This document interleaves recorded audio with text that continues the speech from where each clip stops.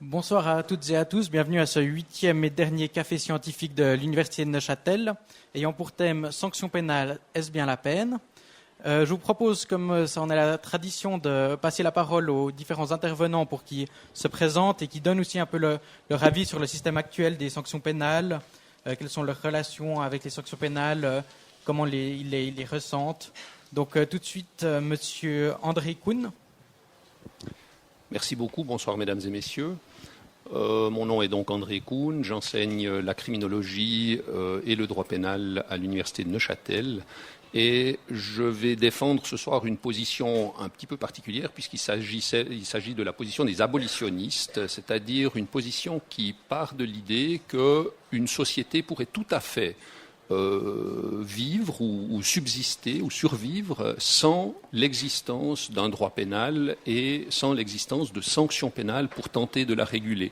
En fait, il pourrait exister une société autorégulée sans l'intervention de l'État et il y a un certain nombre d'arguments qui permettent de l'avancer. C'est toute une tendance de criminologie qui s'appelle la criminologie radicale ou abolitionniste. Très bien, merci. Maintenant, Monsieur Pierre Robert, quel est votre avis sur la question ? En tant que procureur général, je n'ai en fait pas à avoir d'avis sur le bien fondé des sanctions. Je dois appliquer la loi, mais en tant que citoyen, je peux bien sûr avoir mon modeste avis. Et je pense que la sanction est une réponse imparfaite à un comportement imparfait d'un membre de la société, de sorte qu'évidemment il n'y a rien d'enthousiasmant dans l'application des sanctions, mais je pense qu'il y a à considérer l'histoire quelque chose d'assez inéluctable. Et si on voulait s'en convaincre, pour prendre un exemple extrême, annonçons que la première semaine du mois de décembre est une semaine sans sanction. On dit semaine du cambrioleur, pas de sanction pour les cambrioleurs. Et je me demande si pendant cette semaine-là, le préopinant ne resterait pas sagement chez lui, quoi qu'il arrive, à attendre pour faire le guet. Donc cette boutade pour dire que je pense quand même que l'existence d'un droit pénal, d'une réponse de la société à des comportements qu'elle désapprouve, reste innée dans l'être humain, à un comportement globalement restrictif des débordements, même si évidemment il y a tellement de comportements différents et tellement de réponses différentes qu'on ne peut pas avoir un jugement tranché. Par exemple, on ne peut pas estimer devoir donner la même réponse à toute criminalité, que ce soit les bandes organisées de cambrioleurs qui viennent de pays assez éloignés, qui font leurs emplettes chez nous pour repartir, ou une poignée un petit groupe de jeunes gens de chez nous qui, pour se désennuyer le soir, vont faire quelques visites de maison plus par sens de l'aventure, ou un directeur d'entreprise qui, pour s'épargner quelques frais, décide de ne pas respecter des dispositions de protection des eaux, ou je ne sais quoi d'autre, où on voit bien que tous ces comportements en eux-mêmes contraires à la loi appellent des réponses différentes dans un but différent, parce que le moteur lui-même est tout à fait autre. Merci. Maintenant, Monsieur Olivier Gagnac, qui est vraiment dans l'action face aux criminels. Quelle est votre position sur le sujet ? Non, moi, je suis plutôt dans les bureaux. Actuellement, je ne suis pas en train de courir dans la rue. Donc, bonsoir, Olivier Gagnac. Donc, je suis l'ex-chef de la police judiciaire du canton de Neuchâtel, prêté par Neuchâtel au canton du Jura pour reprendre le commandement de cette police, mais surtout avec un projet de fusion des deux corps, qui n'a rien à voir avec le sujet d'aujourd'hui. Mais quand même, la police, c'est elle qui interpelle effectivement les contrevenants, tous ceux qui enfreignent la loi, c'est elle qui met les stratégies sur pied pour les déférer à la justice. Et normalement, elle n'a pas à s'exprimer sur les sanctions, parce qu'elle devrait même s'en désintéresser. On encourage même les policiers à ne pas regarder ce que deviennent leurs affaires, parce que vraisemblablement, là derrière, il y a une source de frustration entre l'effort qui a été produit et puis la nature de la sanction. Pas toujours, mais bien souvent. Alors André, tu m'excuses, mais tu seras un peu seul ce soir, parce que je suis plutôt de l'avis du procureur, tout en étant pour les justes équilibres. il nous faut des règles pour pouvoir vivre ensemble, sinon il y aura des faibles qui vont le payer par rapport aux plus forts qui vont les écraser. Donc il faut qu'on instaure le respect, évidemment, et puis la vie communautaire. Et sans règles, j'ai du mal à imaginer comment on peut fonctionner. Et derrière la transgression de la règle, s'il n'y a pas de sanction, évidemment, comment apprendre et respecter la règle. Et le juste équilibre là derrière, c'est de n'être ni trop sévère, ni trop laxiste par rapport à la quotité de la peine, par rapport à la sanction, tout en gardant un profond respect pour les attentes de la population par rapport aux différentes sanctions. Et dans la population, j'y mets volontiers la victime qui peut nourrir un certain nombre d'attentes. Alors, on sort actuellement un nouveau débat qui vient contrecarrer celui des sanctions les plus faibles que le code pénal est connu par rapport aux courtes peines, les délits, on va dire de petite et moyenne gravité, et auxquels on a affligé les jours amende avec sursis. Je ne sais pas si vous êtes au courant. Puis actuellement, on est en train de lancer un débat pour revenir en arrière et réinstaurer les courtes peines privatives de liberté. Et ce débat ici est le bienvenu parce qu'il permettra vraisemblablement de discuter de ce retour en arrière par rapport à l'expérience qui a été faite dans le cadre de cette nouveauté pour laquelle tu n'étais pas étranger, André. Oh non, ça date d'avant moi. Ça date d'avant toi ? Oui, merci. Alors, je me permets d'en revenir à M. Kuhn, qui a presque été attaqué de front, notamment sur le fait qu'en effet, s'il n'y a pas de sanction pénale, est-ce que les gens vont vraiment respecter la loi ? On l'a vu, par exemple, avec les ceintures de sécurité. Quand il y avait la loi qui disait qu'on n'avait pas le droit, on était obligé de les mettre, mais sans sanction, il n'y a pas eu une nette augmentation du respect de cette loi. Ok, je vais peut-être reprendre en amont. Il existe, mesdames et messieurs, sur la planète aujourd'hui, deux manières de rendre la justice pénale. Il existe une première manière qui est celle qui veut qu'à chaque fois que deux personnes entrent en conflit, en raison d'une infraction à caractère pénal qui a été commise, c'est-à-dire quand les intérêts des uns et des autres se rapprochent un petit peu trop, voire se superposent, que fait la société ? Elle envoie Dame Justice avec son glaive qui va qui va intervenir en partageant la chose en deux et en essayant de trouver un équilibre entre les positions des deux protagonistes. Ça, c'est la justice que nous connaissons ici, aujourd'hui. Il existe une autre forme de justice dans le monde qui est une justice qui part de l'idée qu'il existe dans une société un tissu social. Et une infraction pénale est une atteinte, une déchirure de ce tissu social. En d'autres termes, on ne va pas faire intervenir une dame justice avec un glaive pour achever le tissu social. Au contraire, on va faire intervenir une dame justice, dame ou monsieur, peu importe, justice avec du fil et une aiguille qui va essayer de recoudre le tissu social qui a été déchiré par l'infraction pénale. En d'autres termes, être abolitionniste, ça ne veut pas dire être contre toute réaction sociale ou contre toute règle. C'est tout simplement dire que l'on voudrait une autre manière de résoudre le problème qui est existant. Et cette autre manière de résoudre le problème qui est existant passe par autre chose que la sanction pénale. La sanction pénale ne sert pas à grand-chose. En fait, elle va peut-être, éventuellement, faire peur aux gens.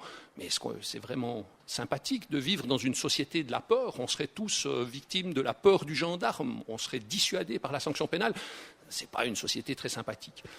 Je préférerais voir une société dans laquelle, lorsqu'une infraction pénale est commise, on essaye de recoudre le tissu social déchiré en s'adressant aux protagonistes, en essayant de voir aux protagonistes et à leur société respective ou à leur groupe social respectif, leur famille, pour essayer de voir comment on pourrait trouver une solution dite amiable au conflit qui aura été créé par l'infraction. En d'autres termes, on ne réagirait pas à l'infraction pénale par une sanction, mais on réagirait par l'intermédiaire d'une sorte de réconciliation entre des positions qui ont été perturbées. Et lorsqu'on a essayé d'introduire cette idée dans le Code de procédure pénale en Suisse, ça a été balayé du revers de la main par le Parlement. On nous a dit le droit pénal appartient à l'État, on ne va pas faire intervenir des travailleurs sociaux qui vont essayer de recoudre le filet pénal, hein, pas le filet pénal, recoudre le filet social, merci, ouais, plutôt, merci. Et on veut garder cette idée que procureur, juge, décide pour les citoyens qui ont fait des bêtises. Et puis, cette idée qui s'appelait la médiation pénale, en fait, qui aurait été de sortir, en fait, le conflit de la juridiction pénale pour l'envoyer en médiation, c'est-à-dire chez un médiateur, travailleur social, qui aurait tenté de trouver une solution autre qu'une solution pénale au sens sanction, eh bien, ce genre de système existe dans d'autres parties du monde. Je pense ici à l'Océanie, je pense ici au nord du Canada, je pense ici à l'Amérique du Sud, à l'Afrique, qui sont des continents entiers ou des endroits où l'on connaît cette manière de résoudre les conflits. Il y a même dans des sociétés tout à fait semblables aux nôtres, Nouvelle-Zélande par exemple, il y a deux codes de procédure pénale, deux codes de procédure pénale, en enlevant le mot pénal au premier, un code de procédure qui est un code de procédure qui cherche à résoudre le problème par la médiation ou par un mode amiable de résolution de conflit, et on appliquera le mode répressif seulement lorsque le mode amiable n'aura pas fonctionné. En d'autres termes, le mode répressif peut exister, mais seulement en deuxième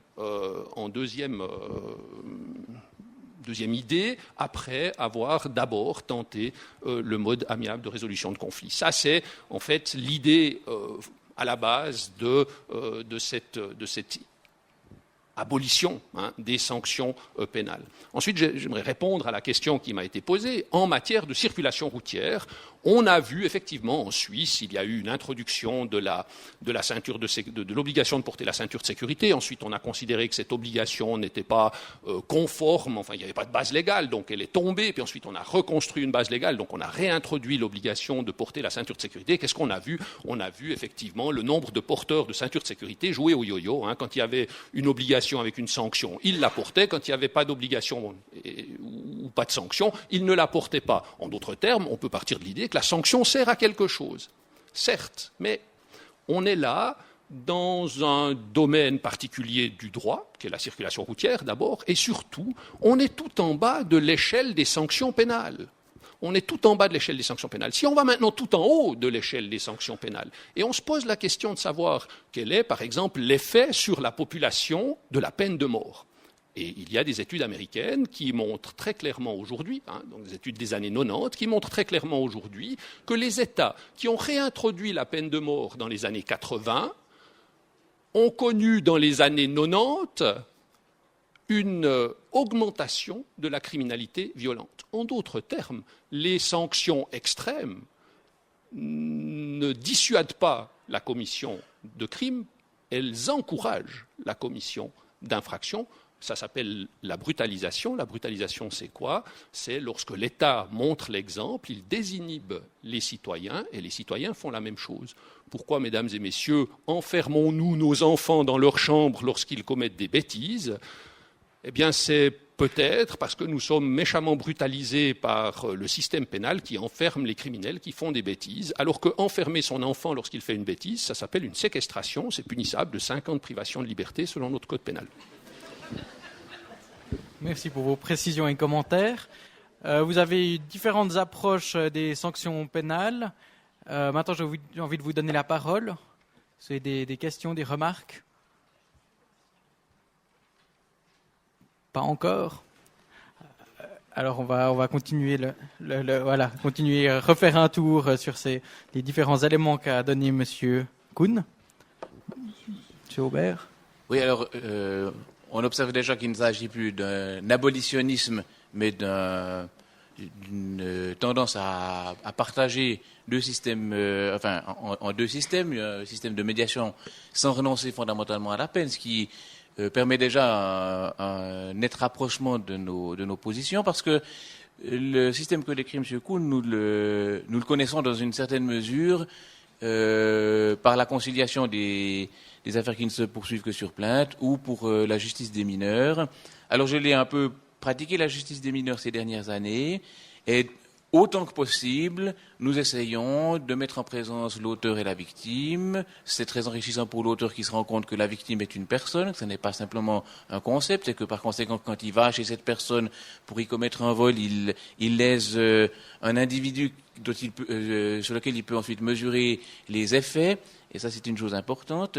Et puis ensuite, il peut apporter une contre-prestation pour réparer son dommage. Alors c'est pas si facile que ça, parce que ça demande la participation de l'auteur, qui n'est pas toujours extraordinairement performant dans le paiement d'un dommage, dans l'exécution d'un travail réparateur, ou même dans la formulation de simples excuses qui ne soient pas qu'un borborigme assez pénible à entendre.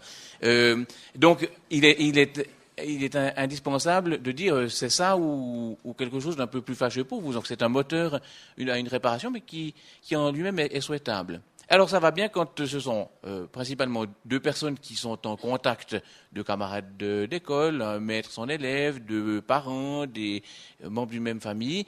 C'est un système qu'on peut prôner. Je ne sais pas si la Migros ou la Coop créerait des postes entiers de représentants du commerce pour des médiations, pour les milliers de vols à l'étalage qu'ils subissent chaque année. Ça n'est plus tellement possible d'envisager dans ces infractions de masse un règlement aussi ciselé du litige. Simplement, les moyens des uns et des autres manquent.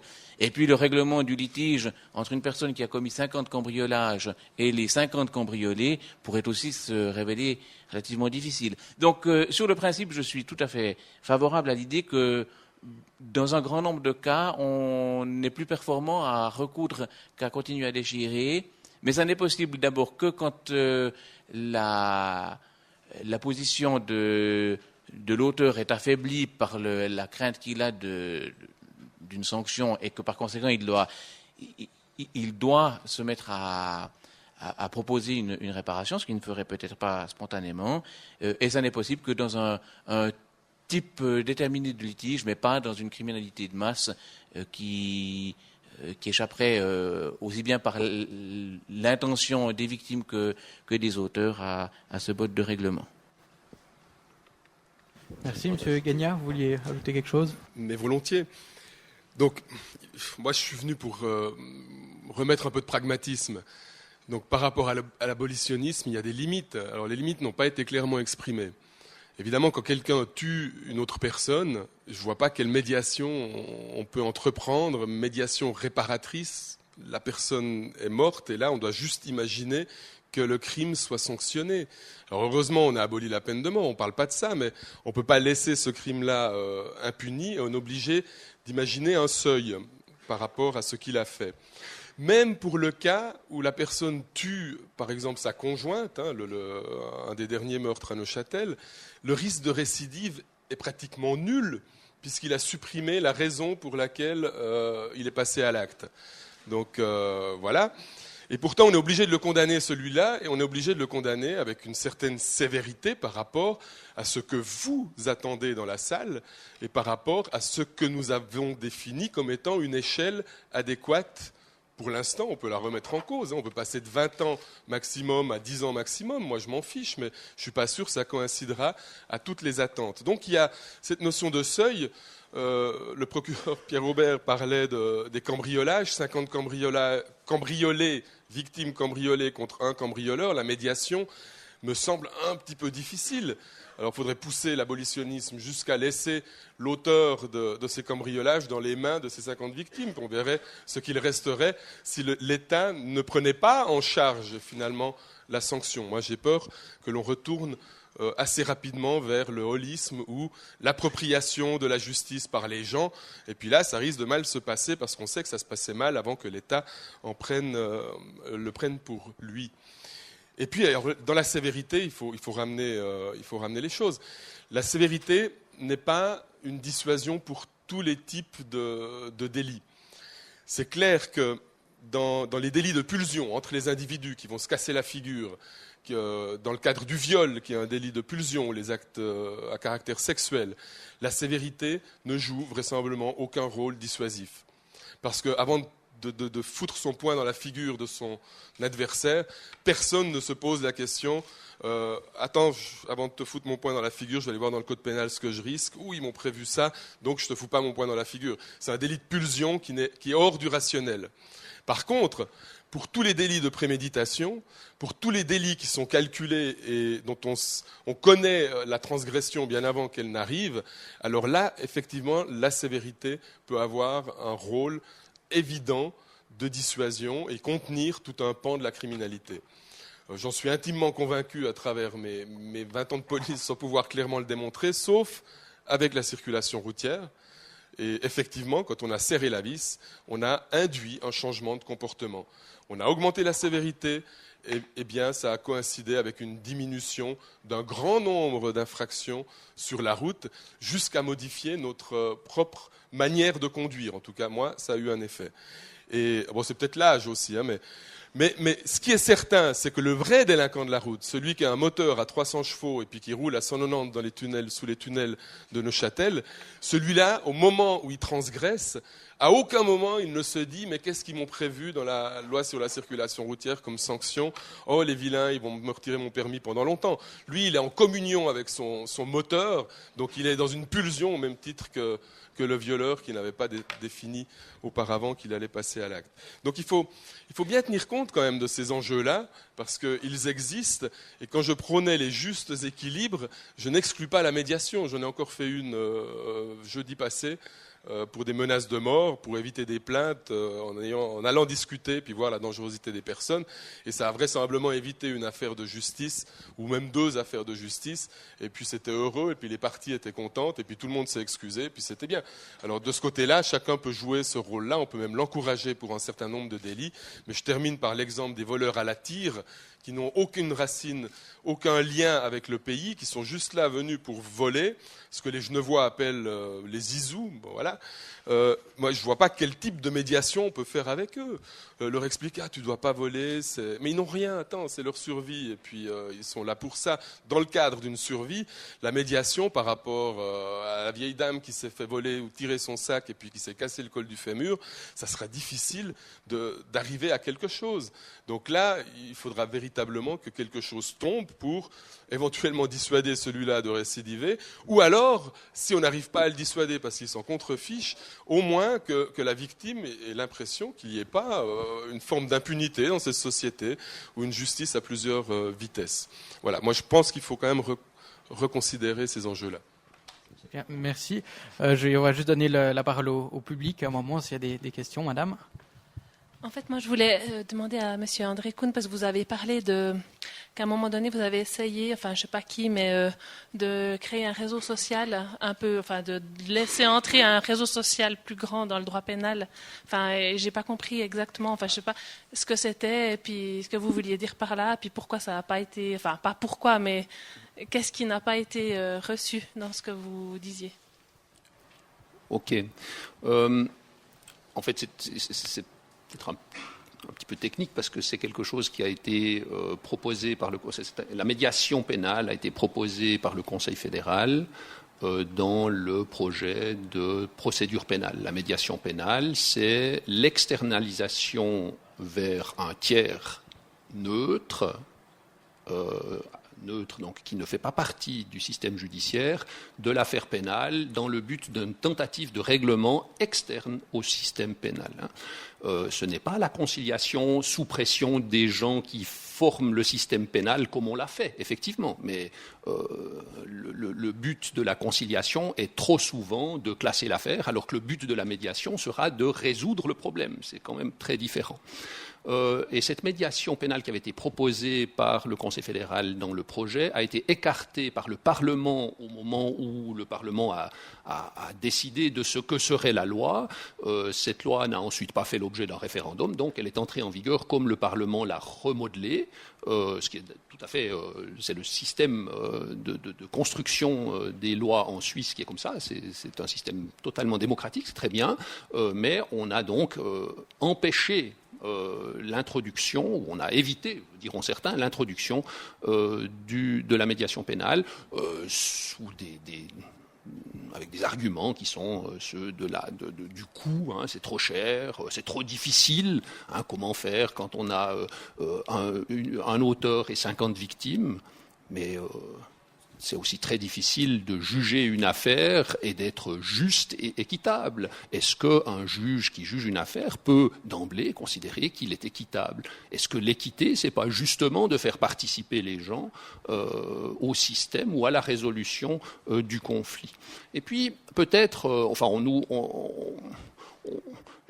les praticiens ont tendance à toujours en revenir à ce qui arrive aujourd'hui et à essayer de dire, voilà, que faire si on faisait un mois sans poursuite des cambrioleurs, si on faisait, que faire avec les infractions de la route, etc.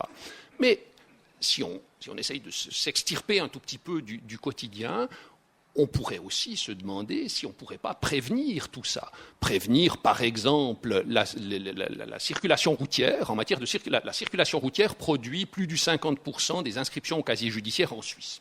Donc, effectivement, c'est un immense problème. C'est un immense problème parce qu'il y a des gens qui roulent ivres au volant, puis il y a des gens qui roulent trop vite.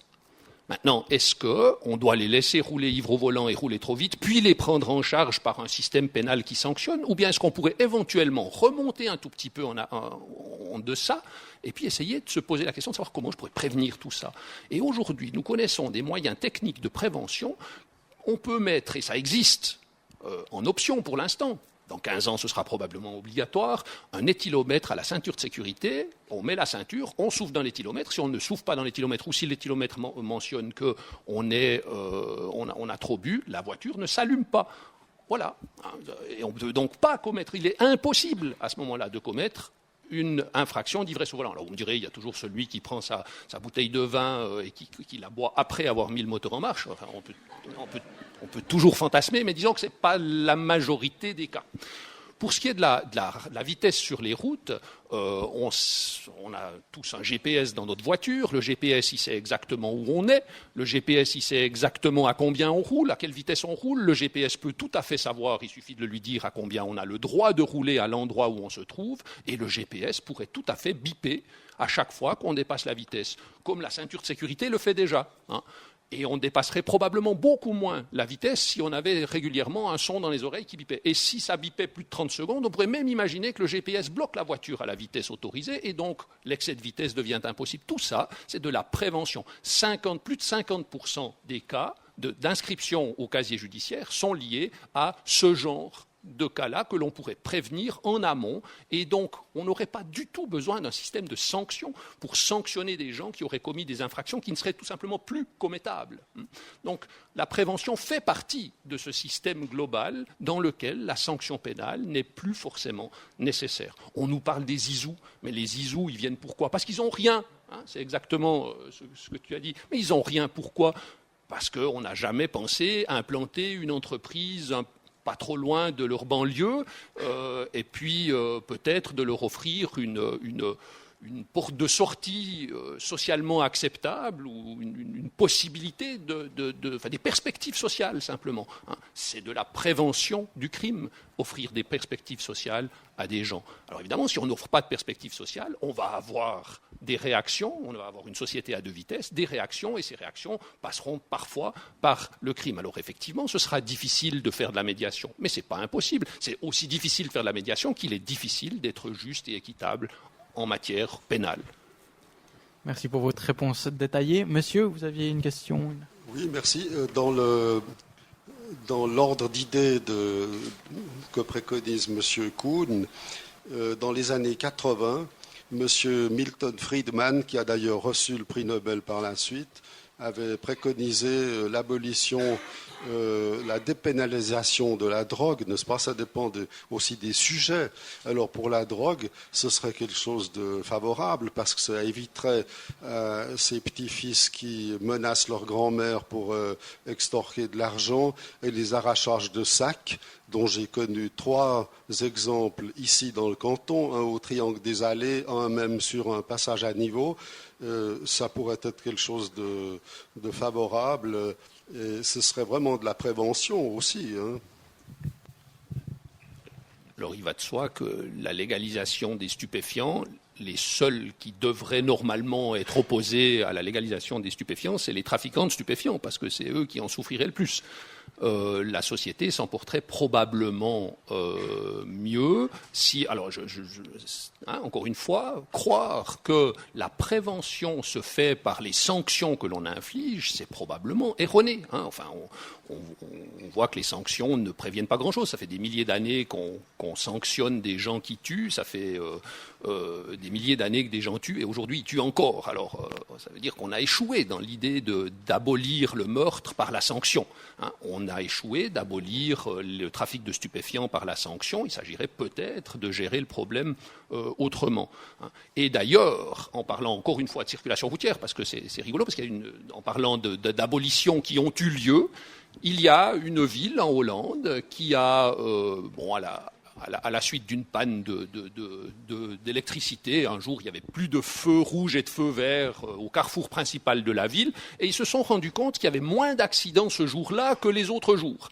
Alors ça a fait naître quelques idées dans la tête de certains criminologues déformés, et on a décidé, cette ville s'appelle Drachten, on a décidé à Drachten d'abolir toute signalisation. Et on se rend compte que cette idée d'espace partagé entre des automobilistes, des piétons, des cyclistes engendre beaucoup moins d'accidents qu'un espace réglementé où on a des gendarmes couchés, des panneaux à ne plus arriver à les lire tous tellement il y en a. En redonnant finalement aux gens la responsabilité de leurs actes, les automobilistes ont roulé moins vite, on a fait beaucoup plus attention, parce que quand le feu est vert, je passe, il est vert, c'est normal, je peux passer, je n'ai pas besoin de regarder ni à gauche ni à droite, en plus de ça je suis dans mon droit, donc allons-y. Eh bien quand le feu n'existe pas, eh bien je ne passe pas sans regarder à gauche et à droite, et il y a donc moins d'accidents qui se produisent. Et la ville de Drachten a observé qu'il y avait moins d'accidents en abolissant les réglementations. Merci. Est-ce qu'il y avait quelqu'un d'autre qui voulait réagir? Oui, monsieur. Merci. Je voulais juste ajouter une ou deux choses. En ce qui concerne la médiation pénale, le canton de Genève la connaissait, en tout cas avant l'introduction du Code de procédure pénale. Je ne sais pas s'il l'a réintroduite avec les nouvelles règles. Il y en avait moins de 20 par an. C'est un constat qui était fait. Les procureurs étaient régulièrement rendus sensibles à cet outil, mais c'est aussi un outil extrêmement lourd et il faut que les parties y consentent. Et souvent, c'est là le problème, c'est que les parties, dans leurs difficultés relationnelles qui ont mené d'ailleurs à la rupture du filet social dont vous parliez, ne voulaient pas, en tout cas pas dans un premier temps, entamer cette démarche, et malgré tout, la justice doit poursuivre son travail. En ce qui concerne la médiation qui a été retirée du projet fédéral, le Parlement, et cela figure dans les travaux du Parlement, a permis, et c'est même M. Blocher qui l'a affirmé, a permis, si les cantons le voulaient, l'introduction de la médiation pénale, donc elle n'est pas exclue. D'ailleurs, certains cantons romans l'ont introduite ou l'ont sous la forme de la médiation pénale pour les mineurs dont vous avez parlé, avec Zurich, qui a d'ailleurs un projet relativement audacieux, puisqu'il y a même, c'est la grandeur du canton, mais il y a un office de la médiation pénale qui dépend directement du ministère public supérieur. Vous avez parlé aussi de la question de la prévention.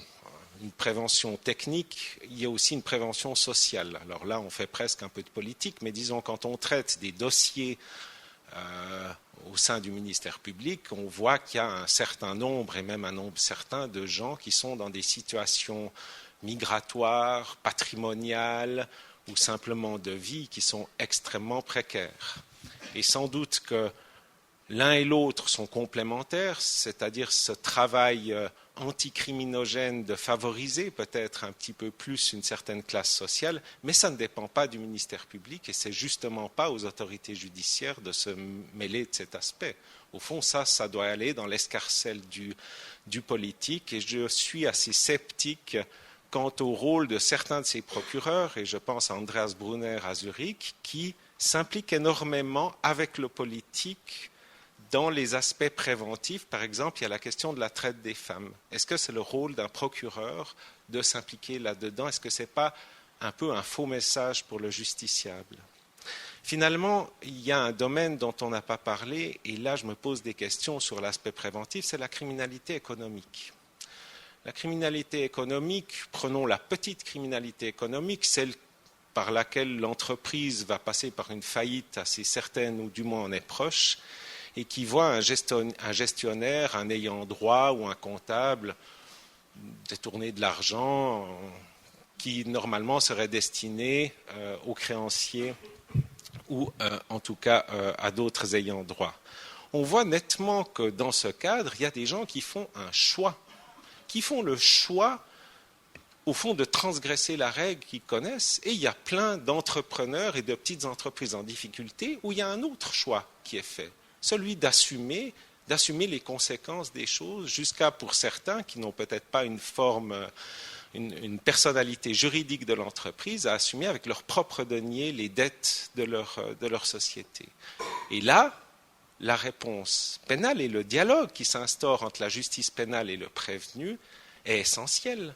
Et des fois, la médiation sera impossible parce que souvent, et c'est étonnant dans cette criminalité économique, les lésés eux-mêmes, lésés directs ou indirects, mais en tout cas les lésés ne s'intéressent pas tellement au suivi de la procédure. Donc là, c'est vraiment le procureur, dans son rôle de monopole de la répression pénale, qui doit, au fond, entamer ce dialogue avec celui qui a fauté. Voilà, c'était juste ce que je voulais ajouter.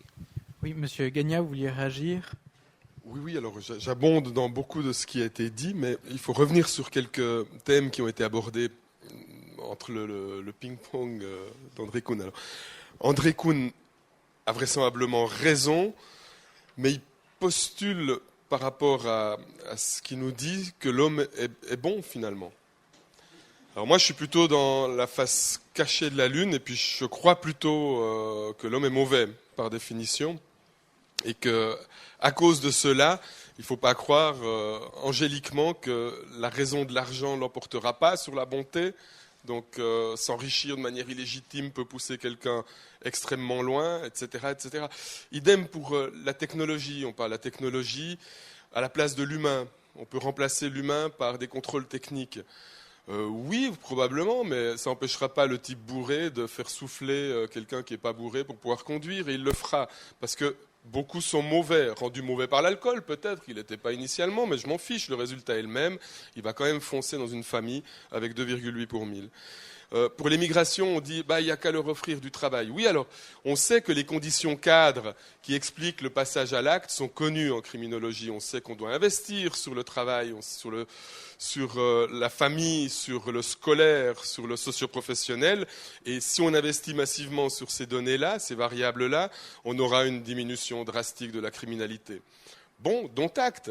Mais alors ici, on ne va pas régler les problèmes de Lyon, ou bien, il faut m'expliquer, on ne va pas régler tous les problèmes de la Géorgie ou de certains délinquants de passage qui font l'actualité en ce moment même.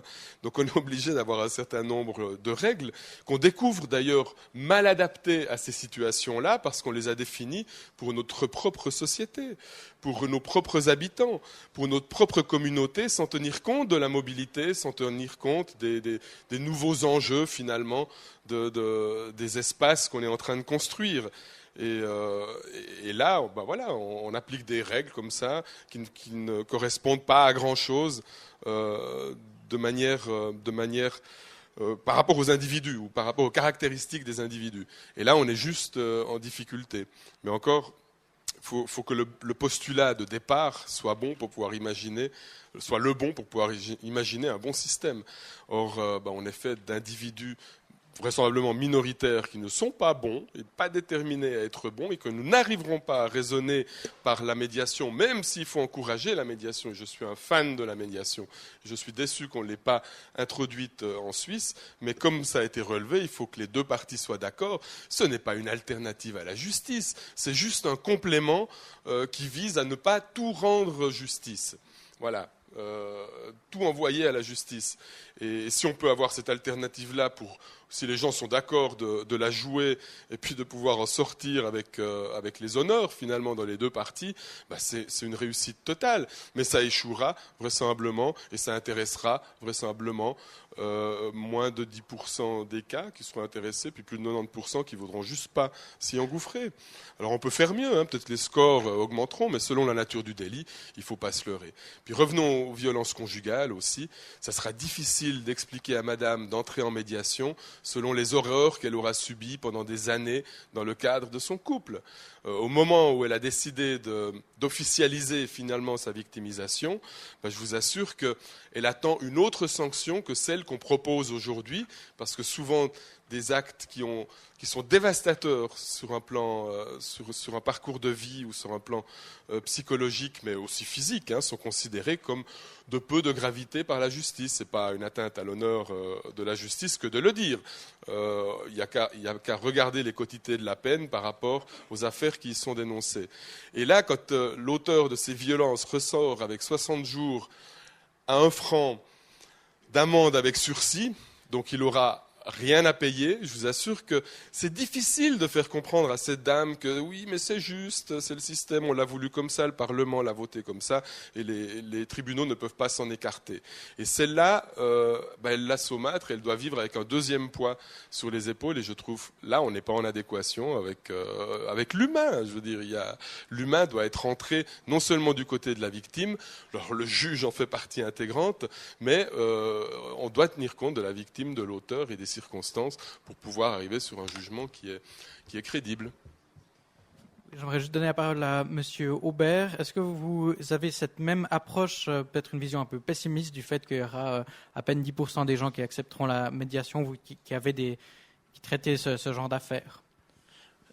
Oui, alors, des expériences que nous avons faites en justice des mineurs en particulier, ou que nous sentons pouvoir faire en justice des adultes, les cas où une médiation est utilement envisageable sont relativement restreints, parce que d'abord, assez souvent, lorsqu'on sent qu'un accord est possible entre deux personnes, enfin qu'il y a une ouverture pour une réparation, il n'y a souvent pas besoin d'un mécanisme aussi compliqué que la médiation, et souvent une conciliation assez vite faite en audience suffit à contenter tout le monde. Donc on ne va pas, simplement pour la beauté du fait et parce que la médiation est à la mode, transmettre ça à un autre organisme. Ce qui, soit dit en passant, peut techniquement poser quelques problèmes en droit pénal des mineurs, où lorsqu'une médiation est tentée, on peut renoncer à une peine, mais pas forcément lorsqu'une conciliation est réussie, alors que l'affaire se poursuivrait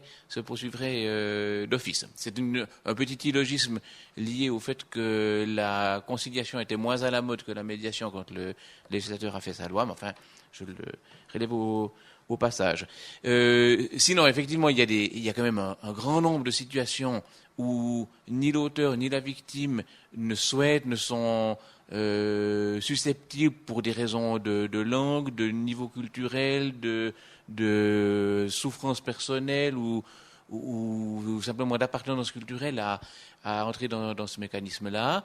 Il faut quand même, c'est un mécanisme au long cours, donc il faut être disponible pendant au moins plusieurs semaines pour se revoir selon la gravité de l'atteinte. Et puis je pense quand même, et je n'ai pas pu le mesurer, mais qu'il y a dans l'exercice de la puissance publique au travers d'une sanction pénale un caractère rituel qui fait partie de la nature humaine profonde, qui n'est peut-être pas louable. Je n'irai pas jusqu'à dire qu'il est bien qu'on se réjouisse d'infliger une souffrance en compensation d'une autre souffrance. C'est en fait raisonnablement mauvais, sans doute, mais l'être humain est aussi fait d'une partie biologique qui n'évolue peut-être pas ou tellement lentement que toute discussion tendant à envisager une abolition totale de la sanction me semble maintenant extrêmement judicieuse pour un café scientifique, mais pas pour une législation. Merci. Est-ce que quelqu'un dans le public a... Oui, monsieur, là-bas.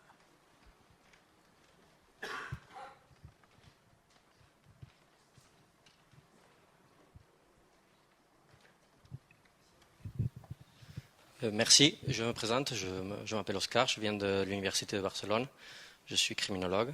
Et bon, c'est très intéressant d'écouter tous ces avis. Et comme j'ai remarqué que vous êtes en train de parler beaucoup de la nature humaine, si l'humain il est bon, on peut être abolitionniste, s'il est mauvais, il faut sanctionner. Je pense que Steve Pinker, un psychologue évolutionniste très connu, peut dire quelque chose d'important sur ça parce qu'il dit que l'homme n'est pas bon par nature et non plus il n'est pas mauvais par nature, puisqu'il est les deux choses à la fois. Notre cerveau a évolué de telle façon qu'on est capable de faire les deux choses parce qu'on en a besoin pour s'adapter dans le moyen. Alors, ce qu'il faut traiter, c'est sûrement pas le cerveau, que tous on a plus ou moins le même, sinon l'ambiance. Qu'une action soit mauvaise ou bonne ne dépend pas de l'action, ça dépend du contexte, ça dépend de comment nous on définit une action. Tuer, ça peut être très mauvais, ça peut être très louable. Il y a beaucoup d'héros qui n'ont pas arrêté de tuer en toute sa vie, et ce sont des héros.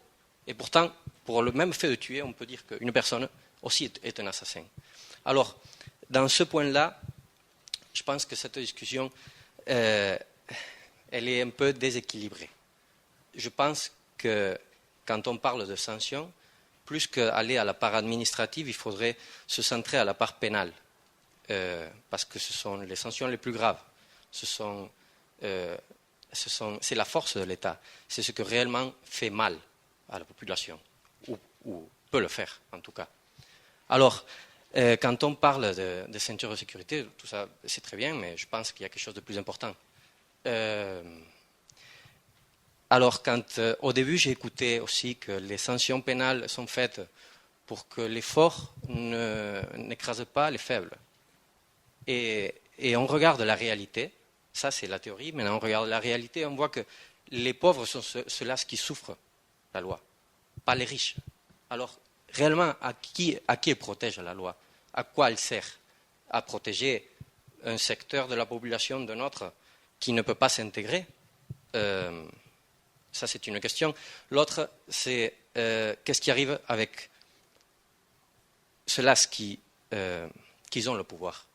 C'est-à-dire, si on est en train de parler d'un système pénal qui est inserté dans un modèle capitaliste qui crée des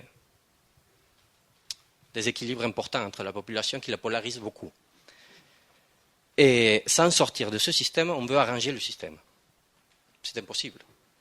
C'est impossible puisque, justement, le système, Henry Harcourt, de l'Université de Chicago, il a écrit un livre qui s'appelle « L'illusion du marché libre », qui vient à relationner que cette illusion du capitalisme libre, de celui que Milton Friedman est un des plus grands défenseurs, est le coupable de qu'en États-Unis, il y ait la tasse de prisonniers plus grande du monde, avec Russie, mais bon, ce sont des cas très différents.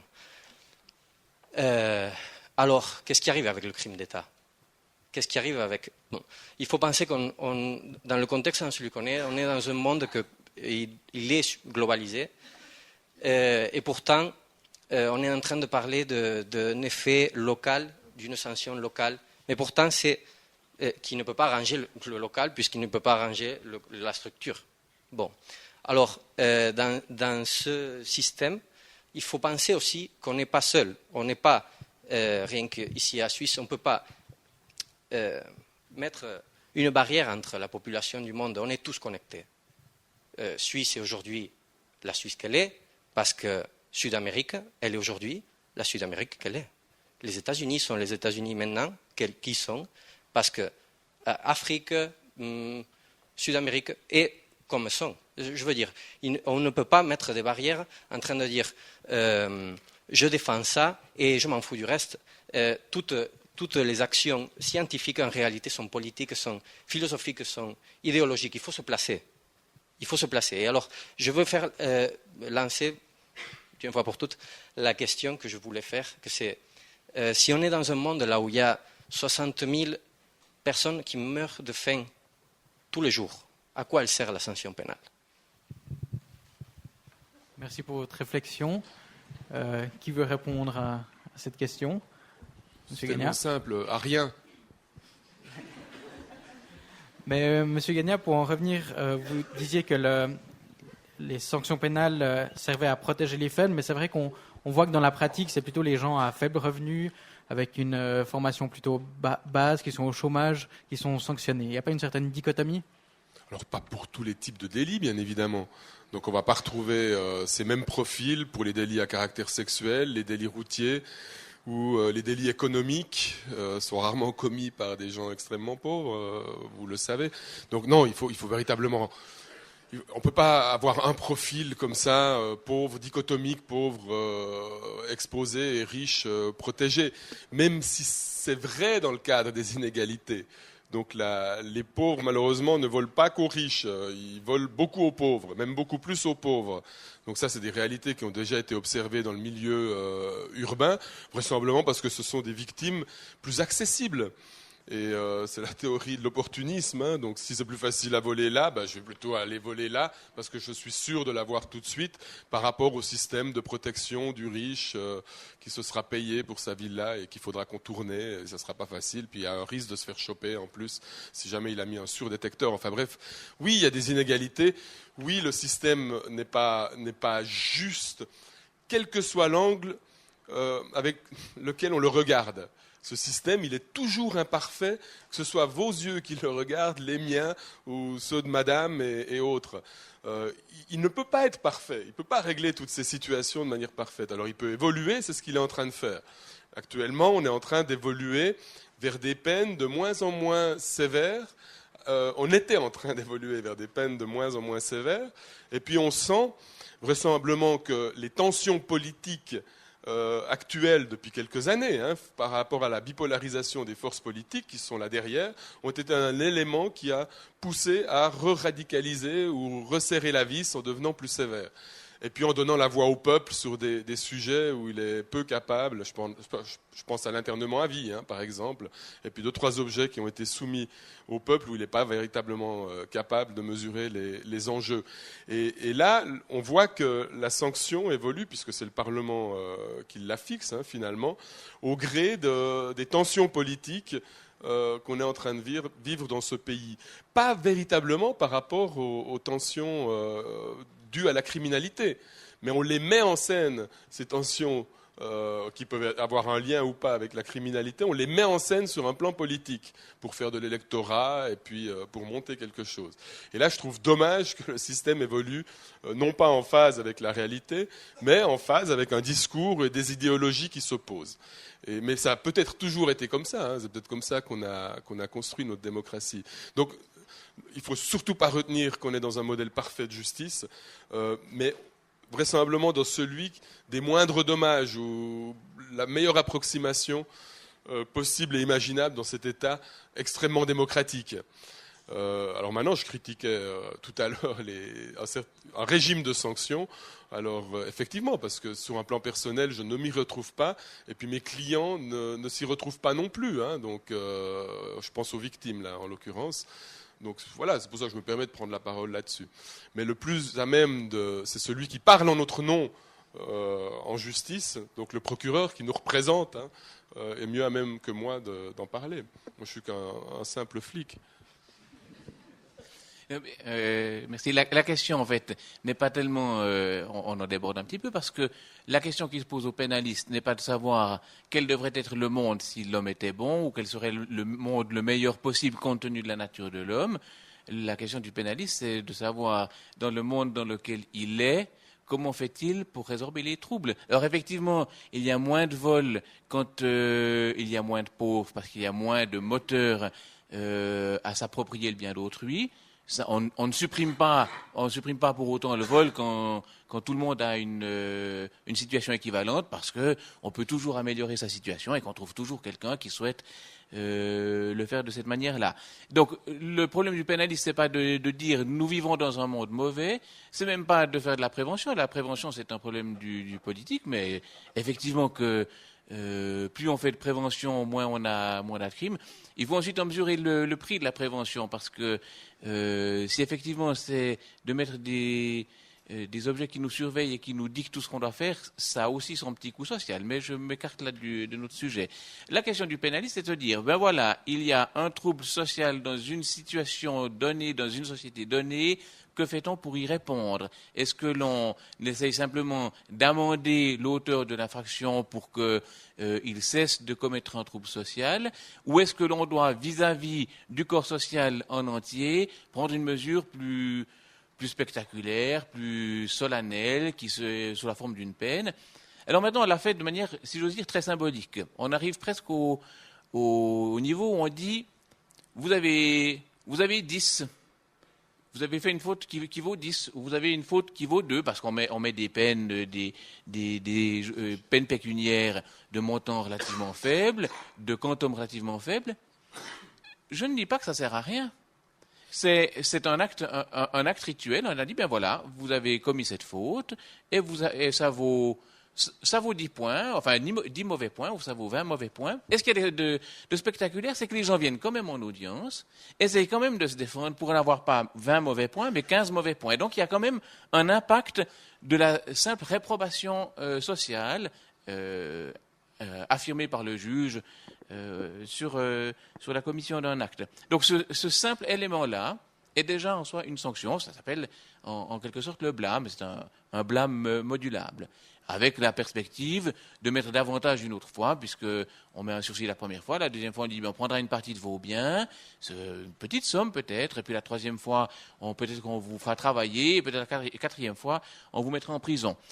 Donc maintenant c'est le système qu'on connaît, qui à vrai dire fonctionne assez bien. Alors il est pour beaucoup de petites infractions immédiates très, très inopérant, mais globalement, il ne me semble pas que depuis 2007, on vive dans un monde beaucoup plus insécure que ça n'était le cas avant. Et si c'est le cas, il serait encore difficile de dire que c'est parce que la loi est plus mauvaise qu'avant, ou simplement si c'est parce que la société perd son carcan moral qu'elle avait avant, qui n'était pas forcément non plus la panacée. Mais donc le problème du pénaliste, pour revenir à ce que je disais, ce n'est pas de déterminer quel devrait être le monde s'il était meilleur, c'est de dire que puis-je faire moi en face de ce trouble pour que ceux qui y ont assisté et ceux qui en étaient victimes aient le sentiment que la situation a été plus ou moins réparée. C'est tout ce qu'il peut faire le pénaliste. C'est déjà pas mal d'ailleurs. Merci. Est-ce que quelqu'un du public veut réagir ? Si ce n'est pas le cas, M. Kuhn, peut-être. Alors, volontiers, je vais essayer de rebondir sur différentes choses qui ont été dites, à commencer par la toute dernière, puisque je vois bien que nos positions ne sont pas si différentes que ça entre le procureur et l'abolitionniste.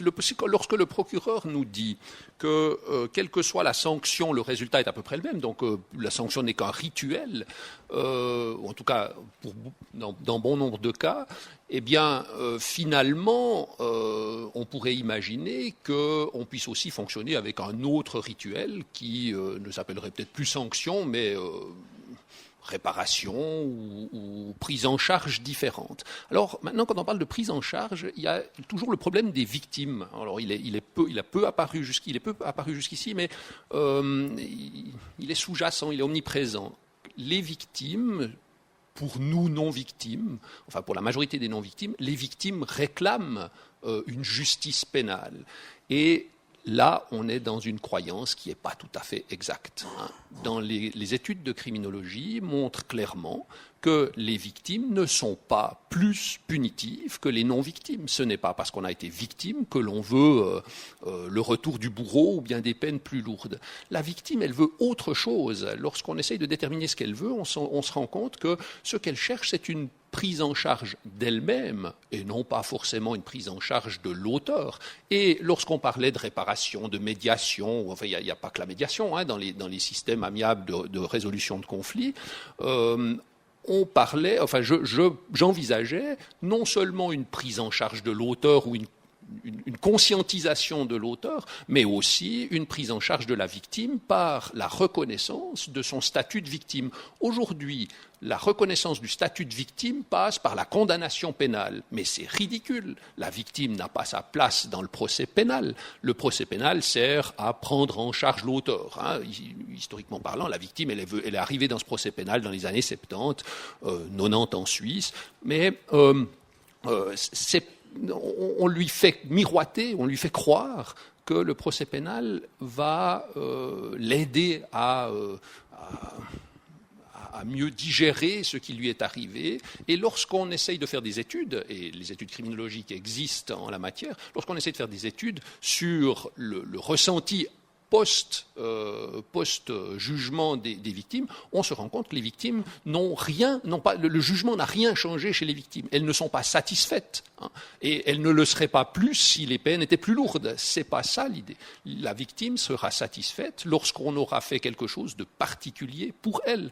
En d'autres termes, dans un système idéal, à mon sens, un système différent, ce système différent devrait envisager un double procès, un procès éventuellement de l'auteur, si on veut rester dans le système pénal, un procès de l'auteur qui prendrait en charge l'auteur, et un procès de la victime qui permettrait à l'État de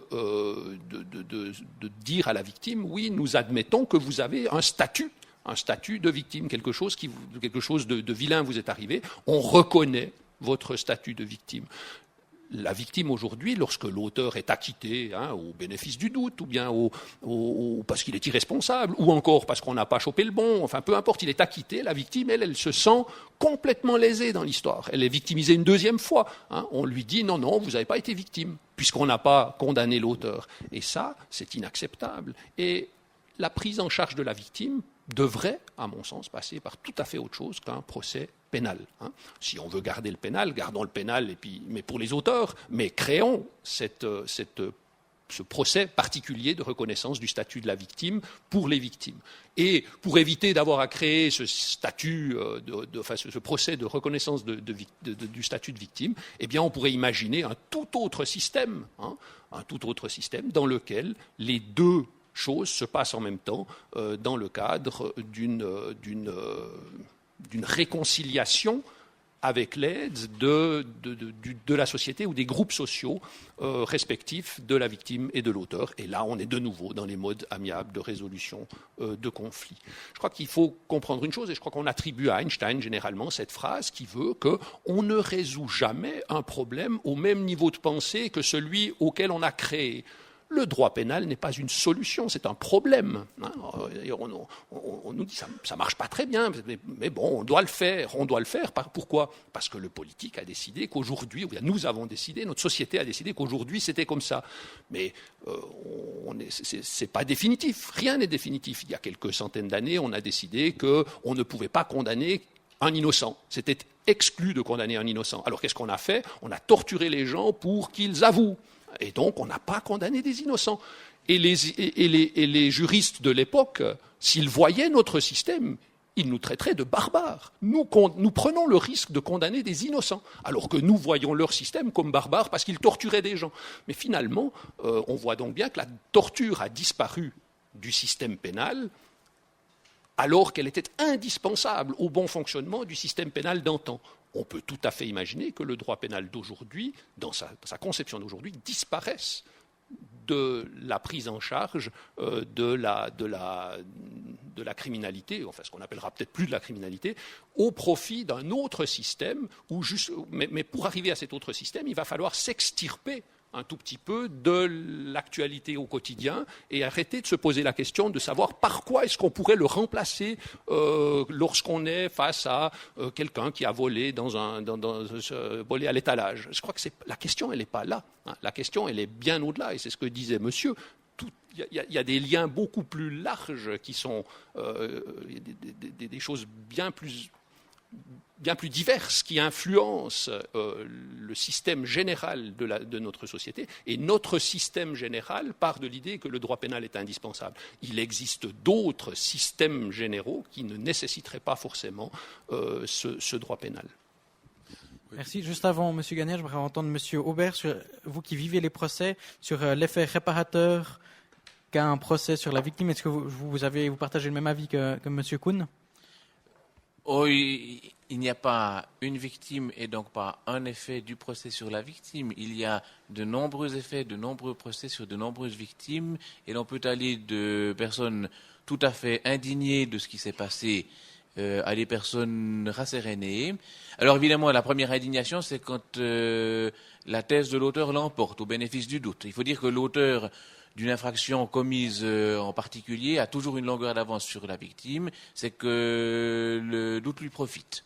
Alors c'est très difficile, c'est souvent très difficile dans les infractions de nature sexuelle de déterminer s'il y avait un consentement ou pas d'abord, s'il y a eu un acte ou pas, si l'acte était consenti ou pas. Donc ça c'est la première source d'insatisfaction des victimes. Celle-là, si j'ose dire, elle est inévitable, sauf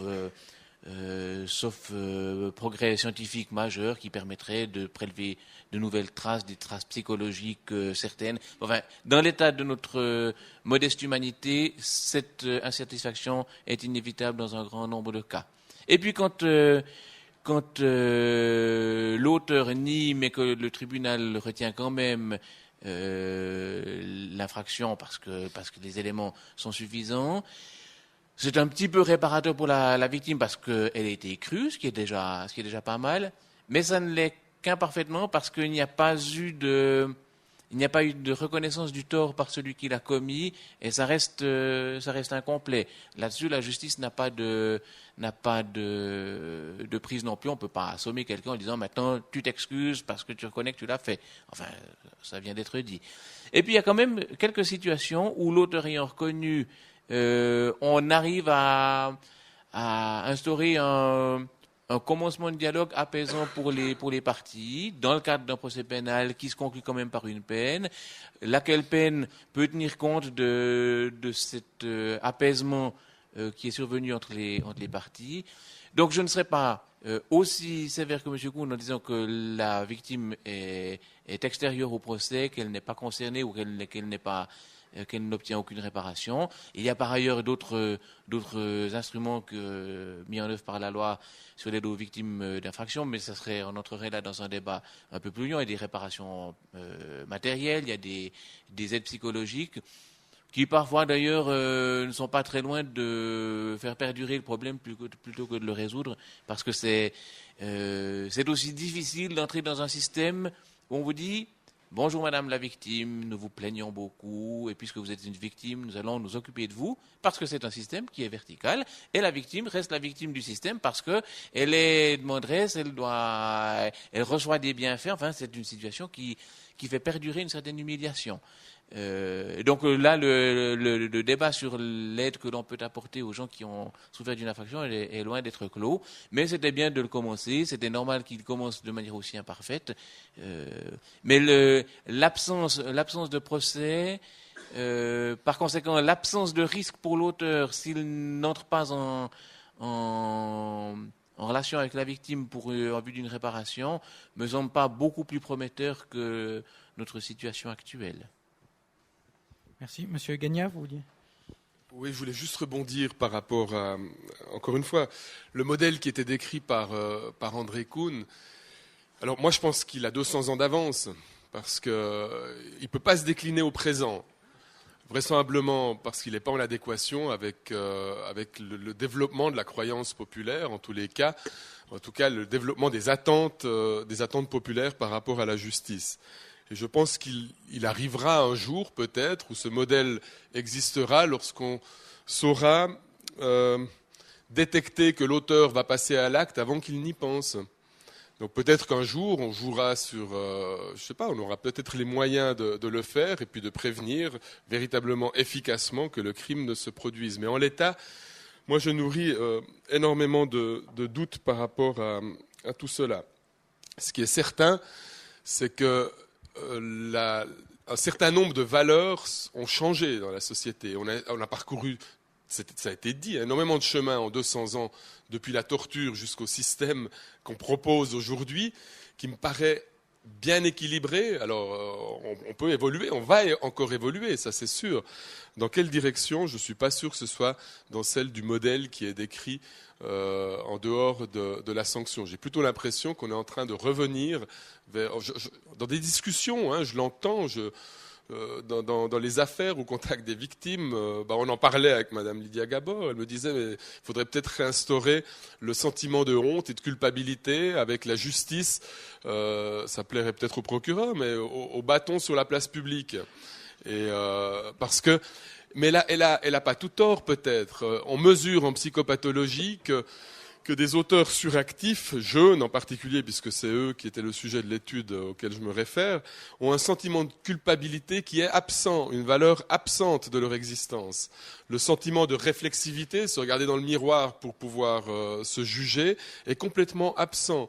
Le tout de suite, alors, est bel et bien surdéveloppé. Impossibilité d'être projectif pour obtenir quelque chose, il faut que je me l'approprie maintenant, sinon ça devient même existentiel.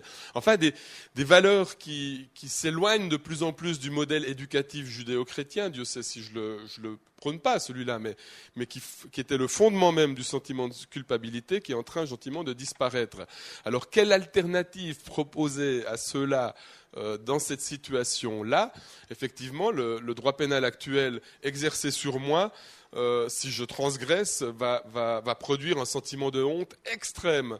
Et à ma famille, pareil, et puis même à mon chien, s'il le faut. Par contre, si je ne réponds pas à ces conditions cadres, évidemment, même si la peine est extrêmement faible, hein, si je jouis d'un sursis, j'ai même pas une amende à payer, enfin des trucs comme ça, le fait que l'on sache que j'ai transgressé parce que la justice est publique va avoir beaucoup plus d'effet que si je suis dénué de statut, de tout sentiment de culpabilité. Et là, je risque de ressortir de cette justice-là pratiquement indemne et de recommencer, et de recommencer, et de recommencer. Je termine par un paradoxe, parce qu'il faut quand même dire que j'ai critiqué les jours amendes, mais une étude de l'Office fédéral de la statistique vient de sortir la semaine prochaine. La semaine passée, pardon, je l'ai là, elle montre qu'il n'y a aucune incidence sur la récidive. Et pourtant, quand on a introduit les jours amendes, tout le monde a dit, sauf ceux qui ont installé ce système, on est foutu, il y aura une récidive terrible, etc. L'augmentation de la criminalité, c'est tout le contraire qui se produit. En fait, on le savait, elles avaient déjà été introduites en Suède. On avait déjà remarqué qu'en Suède, la récidive n'avait pas varié, la criminalité n'avait pas augmenté. Et pourtant, ce système reste, sur un plan psychologique, pas théorique, il reste insupportable. Il reste insupportable parce qu'il n'est pas totalement en adéquation avec un certain nombre d'échelles de valeurs qui sont encore persistantes. Et puis un élan comme ça, on a encore des restes de holisme. Et dans le holisme, on y met encore la victime, la famille de la victime. Et puis on y met un peu de la société. Voilà. Merci. Madame, vous avez une réaction ?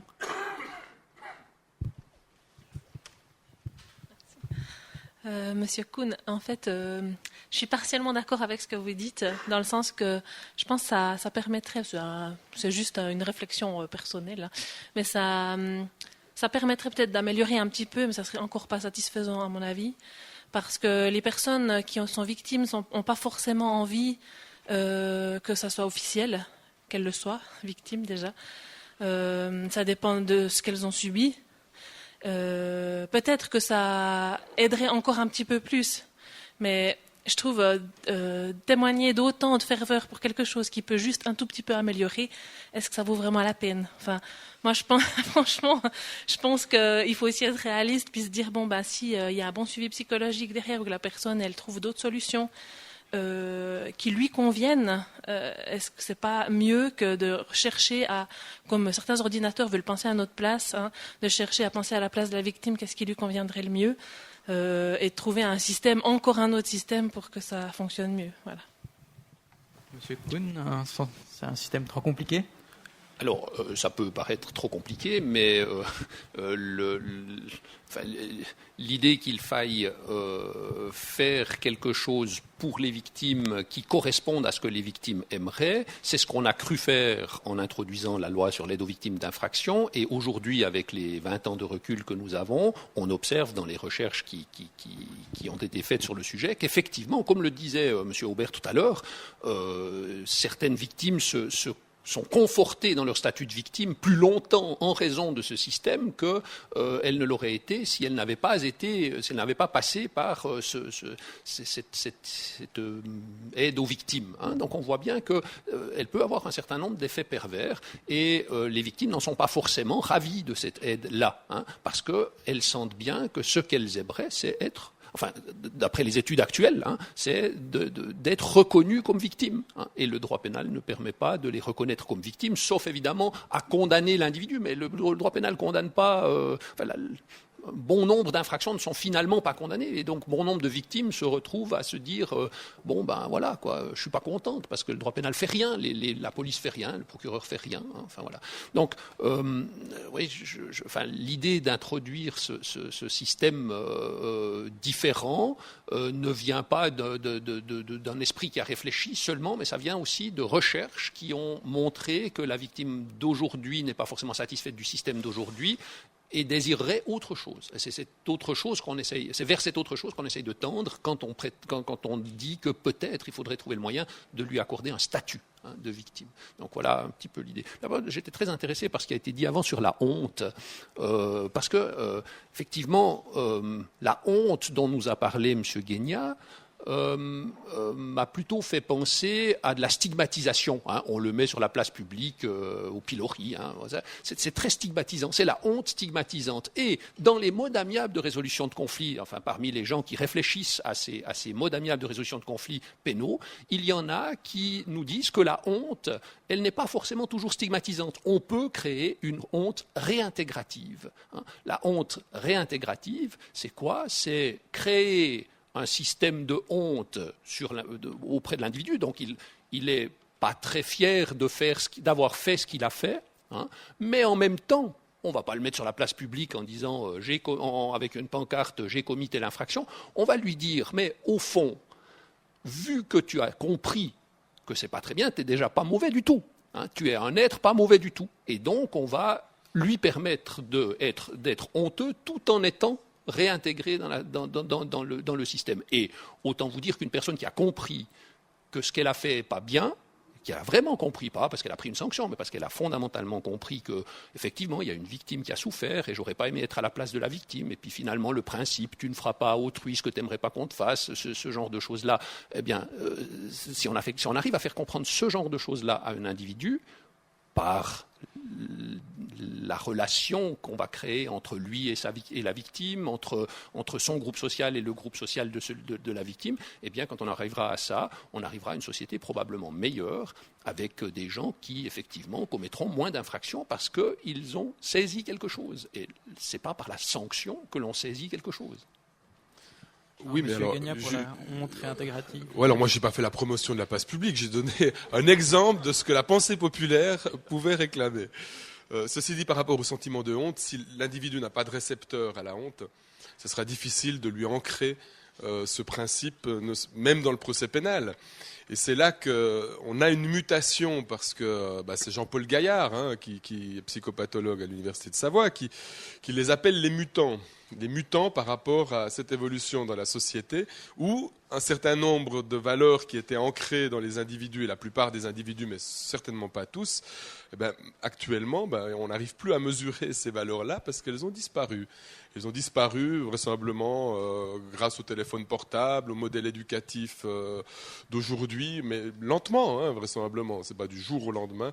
Et là, on est juste en difficulté. Alors moi, ce que je voulais dire par rapport aux auteurs de délits, la plupart, c'est des gens bons, enfin, je veux dire gentils. Ils ne sont pas tous méchants. Enfin, ils ont des valeurs en eux. Ils les portent en eux. On sympathise même dans nos rencontres policières. On se revoit de temps en temps. Après, on n'est pas des mondes qui ne peuvent pas converger. Mais quand même, le système, il faut quand même le réserver aussi à ceux qui sont pas bons du tout, avec lesquels on n'arrive pas à avoir un lien, un contact raisonné, induire un sentiment de culpabilité, de honte. Quel système on le réserve à ceux-là ? On ne le réserve pas. Alors voilà, il faut garder quand même une échelle, puis on ne va pas commencer de les trier avec un test psychologique pour savoir s'ils vont dans le tribunal de ceux qui ont le sentiment de culpabilité, avec une peine amoindrie, ou s'ils vont dans le tribunal de ceux qui sont imperméables à ces valeurs, avec des peines beaucoup plus fortes. Enfin, je veux dire, on ne peut pas imaginer ce genre de choses. C'est pour ça qu'on a un système imparfait global qui essaye de tenir compte de ces équilibres autant bien, enfin voilà, avec beaucoup d'efforts et puis de persistance. Maintenant, changer du jour au lendemain, ça me semble quelque chose encore que j'inscris dans l'utopie pour l'instant par rapport à cette diversité-là. Merci pour ces précisions, Monsieur Aubert, et après Monsieur là-bas. Oui, sur le sentiment de honte. Vous aurez sans doute tous fait l'expérience sur vous-même. On commet des petites lâchetés, des petites fautes, des petits mensonges tout au long de sa vie. Et puis la plupart passent comme ça, on est très content. Et puis de temps en temps, crac, on se fait épingler, on dit j'étais en retard parce que ceci. Puis on dit mais non, c'est pas vrai, je t'ai vu là. Et puis c'est à ce moment-là que la honte naît. Tout à fait naturellement chez presque tout le monde, sauf quelques individus, semble-t-il, qui ont une évolution différente de nous. Mais il faut avoir ce petit moment où on se fait épingler pour que ce sentiment naisse.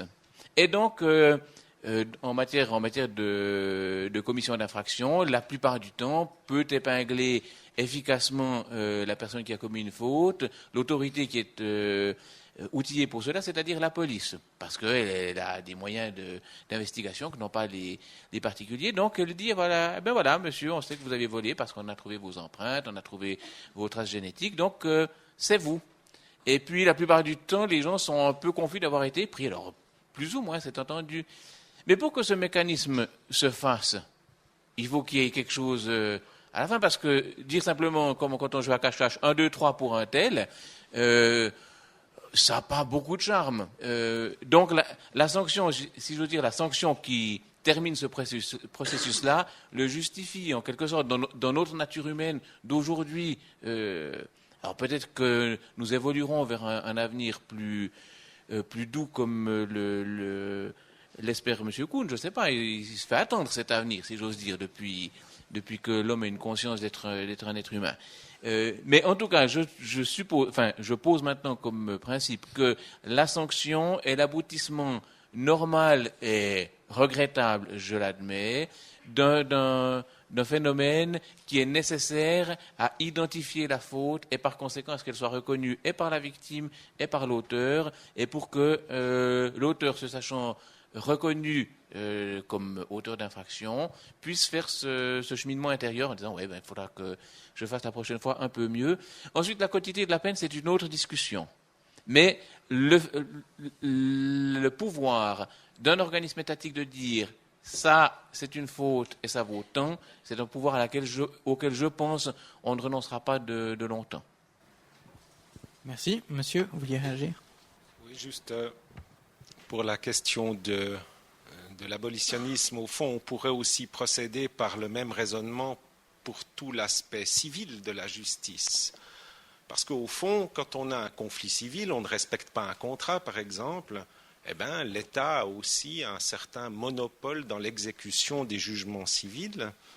Il y a aussi la loi sur les poursuites et faillites qui voit débarquer l'huissier, le gendarme, et puis qui vous saisissent vos biens en vue de la réalisation de ceux-ci. Donc je pense que c'est peut-être une boutade, mais on devrait penser à un système global et aussi au niveau administratif. Pourquoi pas, à ce moment-là, on a un État, on ne dira pas laxiste, mais disons relativement compréhensif.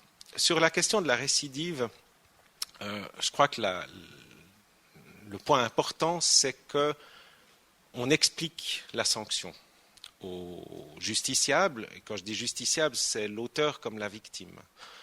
J'ai appris récemment que dans sa prochaine réforme de la justice française, on allait enfin contraindre les tribunaux d'assises de motiver leur jugement. Et ça, c'est extraordinaire. Donc actuellement, les jugements d'assises ne sont pas motivés. On le comprend, c'est toute la problématique aussi du jury qui est pur et absolu et qui rend des décisions sans forcément avoir toutes les circonvolutions toxiques et bizarres des juristes. Mais disons, c'est quand même important que chacun comprenne la sanction. Le problème, c'est que nos jugements rédigés toujours par des juristes, eh bien, il n'y a qu'une catégorie de la population qui les comprend et d'autres pas.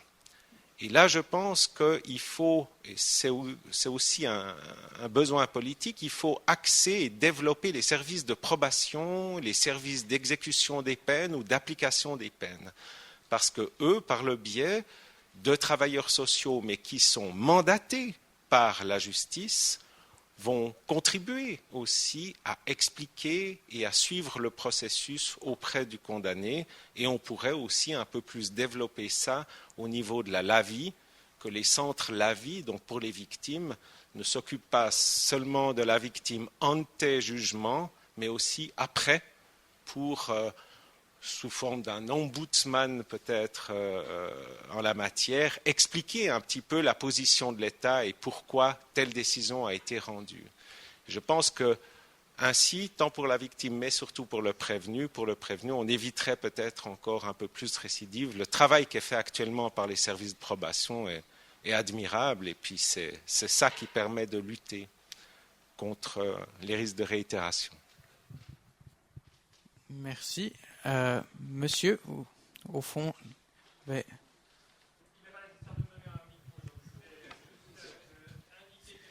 Ça serait bien, en fait, c'est enregistré. Si vous pouviez juste prendre le micro, s'il vous plaît. Merci.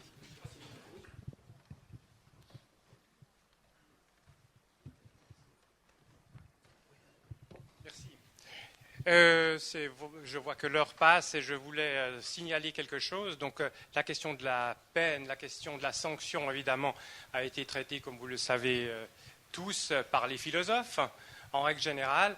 Et j'aimerais juste vous indiquer quelque chose, c'est que la revue Romande de philosophie, qui est la revue de théologie et de philosophie, dans un numéro tout récent, consacre une série d'études à la question « Y a-t-il une peine juste ?» Et j'ai le plaisir donc de présenter ce numéro rapidement, puisque M. Kuhn, qui est ici présent, donc, nous a fait un article intitulé précisément « Peut-on se passer de la peine pénale, un abolitionnisme à la hauteur des défis contemporains ?» Alors, comme les choses sont bien faites, il se trouve que j'ai pris avec moi une série de numéros de cette revue et que ceux ou celles qui y seraient intéressés donc, peuvent venir vers moi à la fin de la séance. Excusez-moi de cette parenthèse publicitaire. Merci, monsieur. Ça permet aux gens qui sont intéressés de travailler sur ce sujet de lire. Il y a aussi des livres de monsieur Kuhn. Je ne sais pas si vous avez aussi des livres à proposer, tant qu'à faire. Mais nous arrivons à la fin de ce débat. Merci aux intervenants ici, à vous d'avoir participé. Je vous donne rendez-vous au prochain café scientifique qui est le mercredi 18 janvier 2012, l'éducation source de nos violences, qui est en lien avec le café scientifique qu'on a eu ce soir. Et je vous souhaite une bonne rentrée. Merci.